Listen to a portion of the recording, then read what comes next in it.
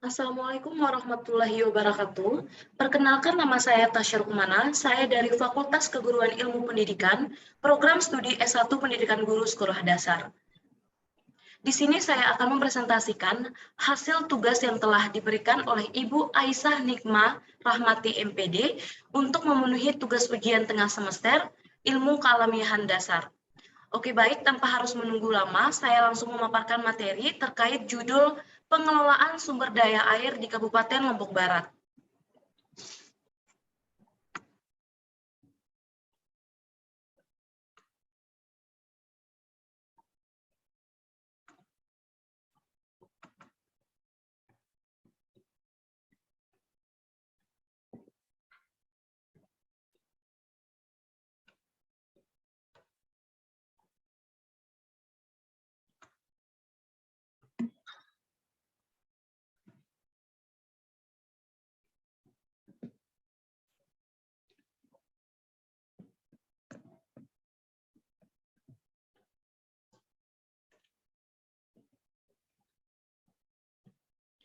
Jadi di sini saya mengambil judul terkait pengelolaan sumber daya air di Kabupaten Lombok Barat.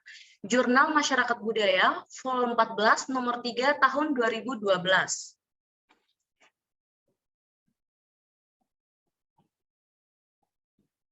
Saya sedikit menjelaskan mengenai upaya pemerintah Provinsi Nusa Tenggara Barat, khususnya di Kabupaten Lombok Barat, dalam mengatasi krisis air yang antara lain disebabkan oleh kerusakan hutan di daerah hulu. Untuk mengatasi permasalahan ini, pemerintah Kabupaten Lombok Barat telah mengeluarkan kebijakan pengelolaan sumber daya air, yang lebih dikenal sebagai kebijakan ekonomi hijau. Konsep ekonomi hijau lebih dikenal sebagai Konsep ekonomi hijau ini merupakan salah satu usaha untuk meningkatkan kesejahteraan dan keadilan sosial, sambil pada saat yang sama mengurangi risiko kerusakan lingkungan.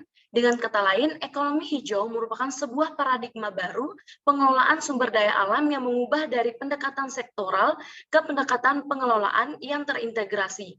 Implementasi program tersebut meliputi penghutanan kembali daerah tangkapan air atau DTA, penanaman mangrove, program desa mandiri energi, program Seribu Biru, dan program pelayanan jasa lingkungan. Sebelumnya saya akan menjelaskan mengenai definisi air itu sendiri. Air merupakan sumber kehidupan bagi semua makhluk hidup di bumi. Secara ekologis, air juga merupakan salah satu indikator utama dalam pengelolaan lingkungan karena keberadaan air menjamin bekerjanya siklus alam secara normal. Oleh karena itu, pengelolaan air tidak dapat mengabaikan kaidah ekologis yang terjadi pada alam. Di Indonesia, krisis air telah melanda di beberapa daerah seperti Jambi, Sumatera Barat, Sumatera Selatan, Madura, dan Jawa. Dua para ahli lingkungan berpendapat bahwa salah satu penyebab terjadinya bencana alam, kekeringan, yang menampakkan diri dalam bentuk krisis air di musim kemarau dan banjir bandang di musim penghujan adalah terganggunya fungsi ekologis pada sejumlah das, utamanya pada bagian hulu. Seiring dengan tuntutan pembangunan dan pertumbuhan jumlah penduduk, maka meningkatnya kebutuhan lahan semakin sulit untuk dikendalikan. Proses alih fungsi lahan hutan ke dalam berbagai bentuk peruntukan lahan seperti permukiman, perluasan kota, industri, perkebunan, pariwisata, dan tambang telah berdampak pada merosotnya daya dukungan kawasan das.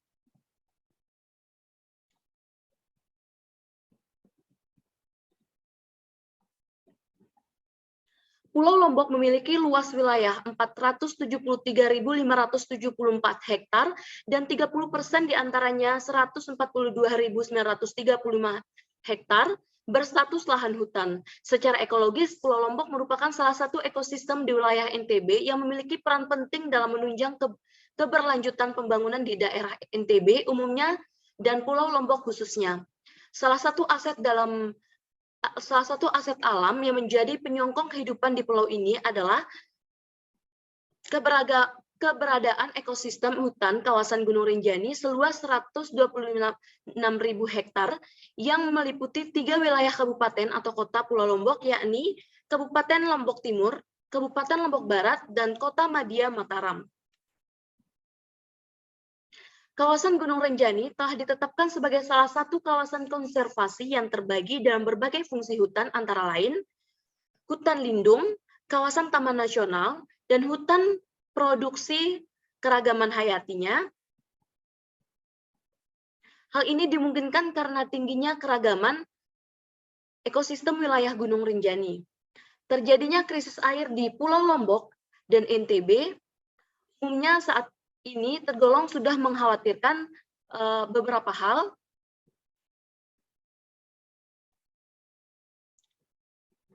Yang pertama, krisis air akan mengancam sistem produksi pada sektor pertanian dan perkebunan. Sektor ini menghidupi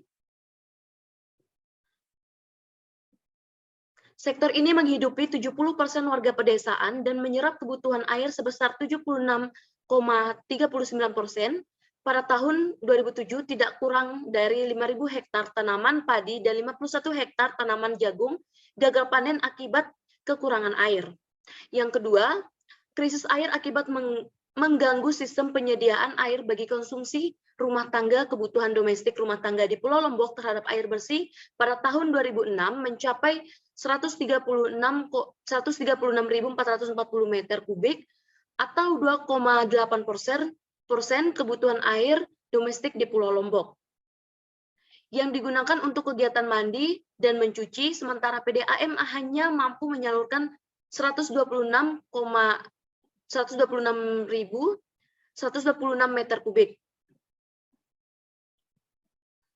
Yang ketiga, krisis air dapat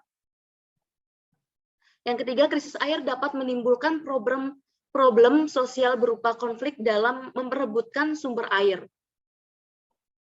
Dalam kurun waktu tahun 2002, setidaknya telah terjadi 135 konflik pemanfaatan air yang melibatkan PDAM dengan masyarakat. Desa dengan masyarakat, masyarakat dengan desa, bahkan bukan tidak mungkin kelangkaan air akan memunculkan konflik antara Pemda yang memanfaatkan air hilir dengan yang memiliki wilayah air hulu. Yang keempat, krisis air di NTB juga telah menjadi komoditas politik penelitian tim PMB LIPI pada bulan Mei 2012 di Dusun Medak Belik, Desa Cendimanik, Kabupaten Lombok Barat menemukan bahwa kelangkaan air bersih yang menimpa masyarakat nelayan telah mengundang para politisi untuk mencari dukungan massa dengan menjanjikan akan mengatasi kelangkaan air bersih dengan membuat sumur bor dan instalasi perpipaan yang akan disalurkan ke Dusun Medak Belik.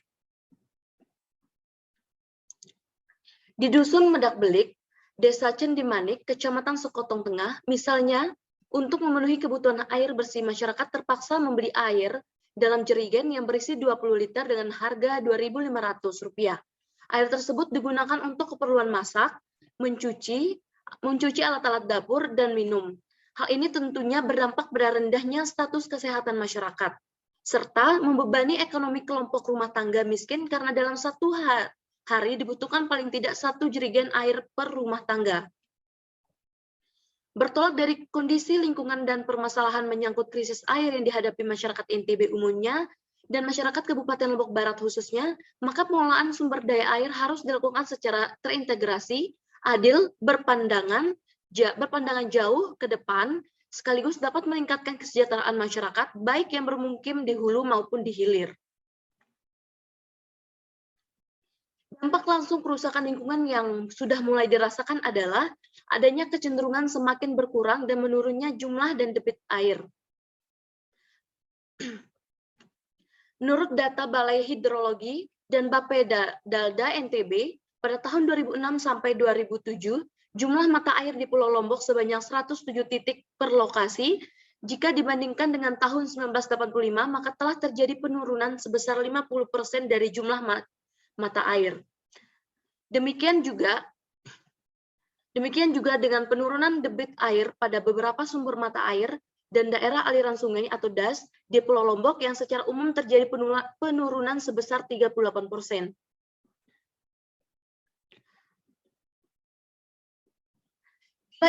Institusi sekaligus dibentuk untuk menangani permasalahan tersebut, yakni pembentukan gugus tugas untuk pengerasutamaan aspek-aspek perubahan iklim pada tingkat provinsi pada tahun 2007 dengan SK Gubernur NTB nomor 219 tahun 2007 dan institusi multipihak IMP, lembaga yang pertama bertugas menangani persoalan lingkungan yang bersifat horizontal, sedang lembaga yang kedua bertugas menangani persoalan lingkungan yang bersifat vertikal, hulu, tengah, hilir.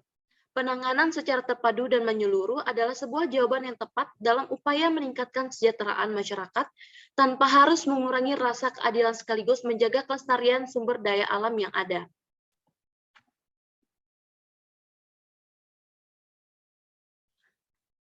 Sejak meluasnya isu perubahan iklim, banyak kebijakan pembangunan sering diberi label hijau. Misal pertumbuhan hijau atau green growth, wisata hijau, green growth, kota hijau, green city, ekonomi hijau, green economy. Dan yang terakhir, setelah pemerintah menerbitkan rencana induk pencapaian dan perluasan pertumbuhan ekonomi Indonesia MP3AE 2011, muncul wacana baru Green MP3AE. Esensinya green growth adalah sama dengan istilah pembangunan yang berkelanjutan yang diperkenalkan pada tahun 1992 pada konferensi pembangunan berkelanjutan.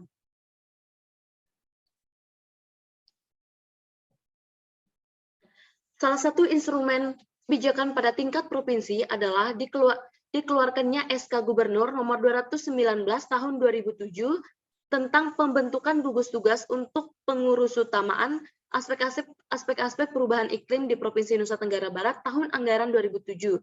Keluarnya SK Gubernur tersebut tidak terlepas dari semakin memburuknya kondisi lingkungan hidup di wilayah NTB yang antara lain dipicu oleh pembukaan hutan untuk pembangunan permukiman perluasan perkotaan, industri pertambangan, pertanian, dan lain-lain yang berjalan tidak terkendali dan tidak memperhatikan kaidah tata ruang yang benar.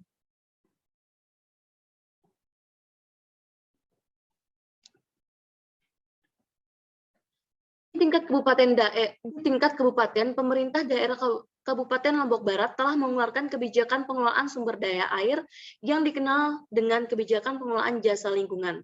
Kebijakan ini didorong oleh adanya kesadaran bahwa pemanfaatan sumber daya alam di sekitar ekosistem hutan Gunung Rinjani selama ini belum sebanding dengan upaya untuk menjaga, memelihara, serta mengembalikan kondisi hayati dan keragamannya. Merespon permasalahan tersebut, maka salah satu inisiatif dan gagasan yang coba diakomodir terkait kondisi pengelolaan sumber daya alam saat ini adalah melalui program jasa lingkungan di Pulau Lombok. Selanjutnya yaitu implementasi kebijakan. Kebijakan pengelolaan sumber daya air meliputi berbagai program kegiatan yang tidak dapat dipisahkan satu sama lain. Program-program tersebut bukan semata-mata merupakan tanggung jawab pemerintah, tetapi melibatkan banyak pihak serta dilakukan dengan mempertimbangkan rasa keadilan. Kalau selama ini tanggung jawab konservasi lebih banyak dibebankan kepada masyarakat yang bermukiman di daerah hulu, sedangkan air yang dialirkan dari hulu lebih banyak dimanfaatkan oleh masyarakat yang tinggal di hilir. Maka perlu dirumuskan kebijakan pengelolaan sumber daya air yang bisa diterima banyak pihak tanpa meninggalkan pertimbangan keadilan. Adapun beberapa program yang telah dilakukan meliputi yang pertama gerakan NTB Hijau. Gerakan NTB Hijau dilaksanakan dalam rangka mengantisipasi perubahan iklim global, climate change. Yang belakangan ini semakin terasa dampaknya. Suhu udara di wilayah NTB misalnya pernah naik dari 32 derajat Celcius menjadi 36 derajat Celcius pada tahun 2007. Dalam 5 tahun terakhir, banjir rob juga sering terjadi melanda pesisir barat Kabupaten Lombok Barat. Akhir-akhir ini juga disusul dengan terjadinya kelangkaan air bersih. Gerakan NTB Hijau juga dilakukan dalam bentuk penanaman pohon melalui kegiatan pramuka yang langsung dipimpin oleh Bupati Lombok Barat. Kepedulian bersama-sama pihak untuk mensukseskan gerakan NTB Hijau juga dilakukan melalui gerakan menanam pohon pengantin yang intinya setiap pasangan calon pengantin disyaratkan harus menanam 2 pohon sebelum dilangsungkan acara pernikahan. Yang kedua yaitu ada Desa Mandiri Energi. Selama ini wilayah NTB dikenal sebagai daerah sejuta sapi. Predikat ini tentu saja membanggakan masyarakat NTB karena keberhasilannya mengembangkan ternak sapi, yang sekaligus telah berkontribusi terhadap peningkatan ketahanan pangan nasional. Bagi masyarakat Lombok, sapi bukan semata-mata dilihat sebagai sumber pendapatan ekonomi rumah tangga, sumber tenaga kerja, dan pemasok pupuk organik, tetapi juga memiliki fungsi sosial sebagai status simbol bagi masyarakat petani. Bagi pemerintah Kabupaten Lombok Barat, pencanangan Desa Mandiri Energi bukan semata-mata ditunjukkan untuk mendapatkan energi biogas dan dari kotoran sapi, tetapi juga sebagai upaya meningkatkan kesehatan lingkungan, mengurangi polusi udara, mengurangi risiko kemungkinan terjadinya pencemaran air dan dapat menyebarkan wabah penyakit menular, dan sekaligus berkontribusi terhadap penurunan emisi gas rumah kaca dengan menekan keluarnya gas metan yang dikeluarkan oleh kotoran sapi. Yang ketiga ada pelayanan jasa lingkungan. Telah diketahui bersama bahwa selama ini fokus pembangunan masih berfokus pada masyarakat yang tinggal di hilir. Sementara masyarakat yang tinggal di hulu masih relatif kecil meningkatkan hasil pembangunan. Kebijakan pengelolaan sumber daya alam di sektor hulu masih kurang dikaitkan dengan sektor hilir. Padahal mereka yang tinggal di hilir yang lebih banyak menikmati manfaat pengelolaan sumber daya alam di hulu, seperti PDAM, pemerintah, industri perwisataan, dan masyarakat.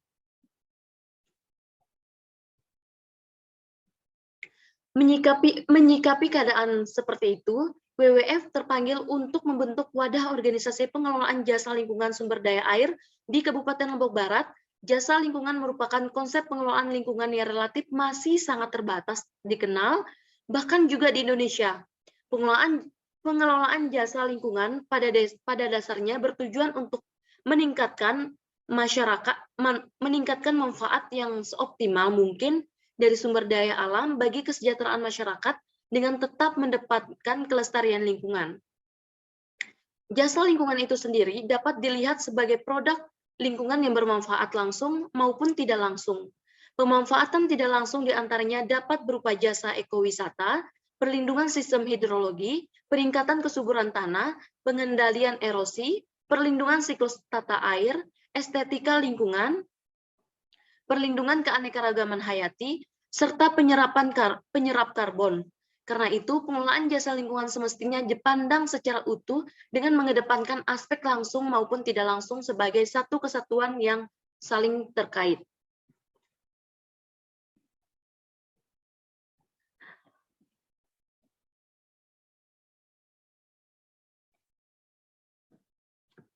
Mohon maaf.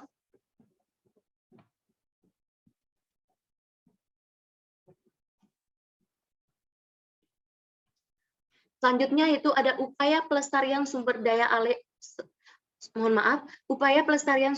alam khususnya air. Yang pertama, menghemat energi.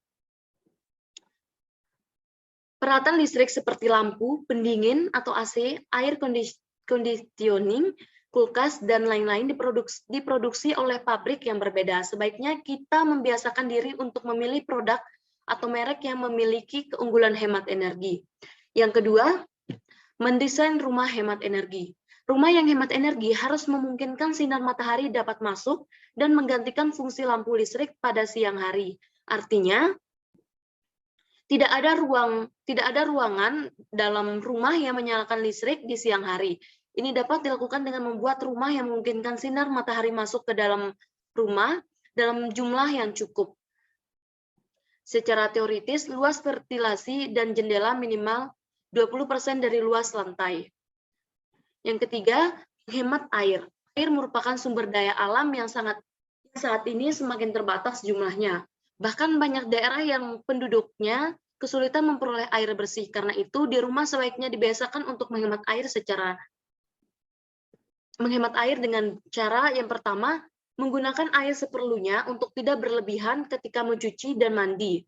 Yang kedua, menggunakan peralatan yang secara otomatis menghentikan aliran air ketika bak atau tandon air telah penuh. Yang ketiga, memanfaatkan air sisa pemakaian untuk keperluan lainnya, misalnya menyiram tanaman atau membersihkan halaman rumah. Yang keempat, membuat sumur serapan. Sumur resapan memungkinkan air untuk masuk ke dalam tanah dan mengisi air tanah. Dengan cara demikian, air tanah akan tetap terjaga ketersediaannya. Cara ini juga sangat dianjurkan pula untuk mengurangi banjir karena aliran permukaan berkurang. Seperti halnya sumur resapan biopori dibuat dengan maksud agar air dapat dengan mudah meresap ke dalam tanah. Yang kelima, melakukan konservasi SDA. Konservasi bertujuan untuk melindungi habitat atau tempat hidup berbagai jenis makhluk hidup dari kerusakan, baik karena erosi, longsor, dan lain-lain. Selain itu, konservasi juga bertujuan untuk melindungi tumbuhan dan hewan dari kepunahan. Untuk mencapai tujuan tersebut, sejumlah wilayah harus dikonservasi untuk melindungi habitat dan makhluk hidup dari kerusakan dan kepunahan. Yang keenam, mengembangkan dan menggunakan energi alternatif yang terbarukan. Pengembangan dan pemanfaatan energi alternatif yang telah dilakukan oleh pemerintah. Pengembangan bioenergi dari beberapa jenis tumbuhan, di antaranya biji tanaman jarak, juga telah dilakukan dan disosialisasikan. Namun demikian, pemanfaatannya belum meluas mengingat kebiasaan masyarakat yang masih menggunakan BBM dari minyak bumi. Jika hal ini dapat dikembangkan dan dimanfaatkan terus-menerus, maka pemanfaatan minyak bumi dapat dikurangi sehingga usia pemanfaatannya lebih lama. Yang ketujuh, mengembalikan pertanian yang ramah lingkungan. Kegiatan pertanian umumnya dilakukan oleh masyarakat. Dalam hal ini, petani. Praktek pertanian yang ramah lingkungan memang belum meluas, tetapi telah mulai dilakukan oleh sebagian petani. Pertanian yang ramah lingkungan dapat dilihat dari penggunaan pupuk organik lebih ramah di lingkungan dibandingkan dengan penggunaan pupuk sintetik atau buatan. Selain ramah lingkungan, pupuk organik juga memiliki keunggulan dalam hal yang pertama, pupuk organik mengandung unsur hara yang lengkap. Kondisi ini tidak dimiliki oleh pupuk buatan anorganik. Yang kedua, pupuk organik mengandung asam-asam organik antara lain asam humic, asam fulvic, hormon, dan enzim yang tidak terdapat dalam pupuk buatan yang sangat berguna baik bagi tanaman maupun lingkungan dan mikroorganisme. Yang terakhir yaitu pupuk organik mengandung makro dan mikroorganisme tanah yang mempunyai pengaruh yang sangat baik terhadap perbaikan.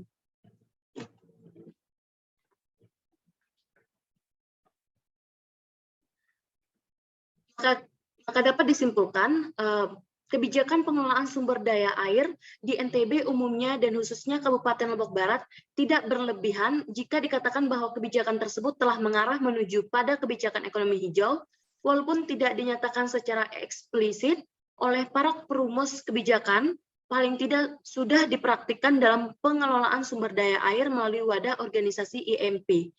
Kebijakan pengelolaan sumber daya air yang ditempuh pemerintah Kabupaten Lombok Barat tersebut sekaligus merupakan salah satu bentuk kebijakan mitigasi perubahan iklim.